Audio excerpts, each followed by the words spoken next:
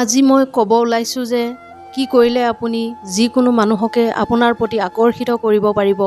আপুনি যদি আমাৰ চেনেলত নতুনকৈ সংযুক্ত হৈছে তেন্তে আপোনাক আন্তৰিক স্বাগতম জনাইছোঁ।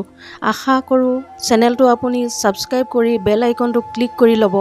বলক তেনেহ'লে ভিডিঅ'টো আৰম্ভ কৰোঁ। যদি আপুনি কাৰোবাৰ লগত প্ৰথম সাক্ষাৎ কৰিব যায় তেন্তে আপুনি এযোৰ ভাল ড্ৰেছ পৰিধান কৰিব লাগিব। কাৰণ আপোনাৰ পাৰ্চনেলিটি যেনেকুৱাই নহওক কিয় আপোনাৰ ড্ৰেছে নিশ্চিত কৰিব আপোনাৰ ফাৰ্ষ্ট ইম্প্ৰেশ্যন কেনেকুৱা হ'ব। আপুনি যেতিয়া কাৰোবাৰ লগত কথা পাতে তেতিয়া আপোনাৰ মুখত এটা মিচিকীয়া হাঁহি থাকিব লাগে। কাৰণ সকলোৱে হাঁহি মুখ পচন্দ কৰে। এটা হাঁহি মুখে সকলোকে নিজৰ ফালে আকৰ্ষিত কৰিব পাৰে। সময়ৰ মূল্য দিব শিকক, কাৰণ সফল ব্যক্তিসকলে যিকোনো কাম সঠিক সময়ত আৰম্ভ কৰে, অৰ্থাৎ নিৰ্দিষ্ট সময়ৰ আগতে কামটো সম্পন্ন কৰে। আৰু যিসকলে সময়ৰ মূল্য দিয়ে তেওঁক সকলোৱে সন্মান কৰে, অৰ্থাৎ তেওঁৰ প্ৰতি মানুহ সোনকালে আকৰ্ষিত হয়।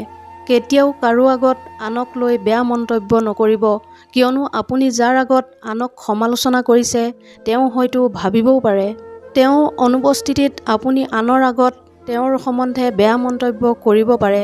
সেয়েহে কেতিয়াও কাৰো বেয়া দিশটো আনৰ আগত তুলি ধৰিব নাযাব। যেতিয়া আপুনি কাৰোবাক লগ কৰিব যায় তেতিয়া তেওঁৰ লগত এনেদৰে কথা পাতিব যাতে আপুনি তেওঁৰ হৃদয়ত স্থান ল'ব পাৰে।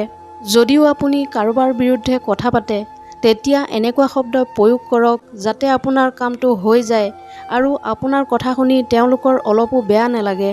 যদি কোনো ব্যক্তিয়ে ভাল কাম কৰি থাকে তেন্তে তেওঁক খুব প্ৰশংসা কৰক, কাৰণ আনৰ মুখত প্ৰশংসা শুনি সকলোৱে ভাল পায়।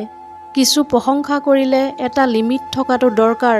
আপুনি তেওঁক এনেদৰে প্ৰশংসা কৰক যাতে তেওঁ এইটো নাভাবে আপুনি তেওঁক ঠাট্টা কৰিছে।